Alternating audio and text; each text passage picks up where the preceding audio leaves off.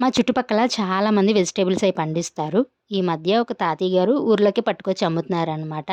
ఆయన 3, 4 డేస్ నుంచి రాలేదు. అడిగితే పొలంలోకి వచ్చి కోసుకోండి చాలా ఫ్రెష్‌గా ఉంటాయని చెప్పి అన్నారు. సండే కదా ఖాళీగా ఉన్నామని చెప్పేసి అలా వెళ్ళాము. కానీ వాళ్ళ తాతయ్య గారు లేరనమాట. ఇంకా చేసేదేం లేక పక్కన కేడిపేట మార్కెట్ ఉంటే అక్కడికి వెళ్ళాము. నాకు అక్కడ ఈ రోళ్ళయి కనిపించాయి. చాలా ఎక్స్‌పెన్సివ్ అనిపించాయి. ఇంకేం తీసుకోలేదు. ఇంటికొచ్చేసరికి 12 అయిపోయింది. మేము వెళ్ళటం కూడా చాలా లేట్‌గా వెళ్ళాం. ఇంకా ఫుడ్ అది ప్రిపేర్ చేయడం స్టార్ట్ చేశాననమాట. సండే రోజు నాన్ వెజ్ లేకపోతే ఎలా చెప్పండి.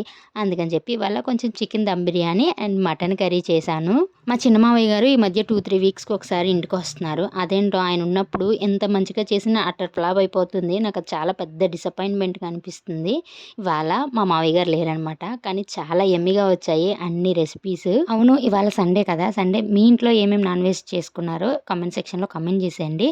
ఇంకా మార్నింగ్ నుంచి కుకింగ్‌లో చాలా బిజీ అయిపోయాను కదా! లంచ్ అయిన తర్వాత మా నివితలితో కాసేపు అలా ఆడుకుంటున్నాననమాట. ఈ పక్కనున్న పాప మా అన్నయ్య వాళ్ళ పాప వీళ్ళిద్దరు ఫ్రెండ్స్ అనమాట. ఈ మధ్య చాలా మంచి ఫ్రెండ్స్ అయిపోయారు.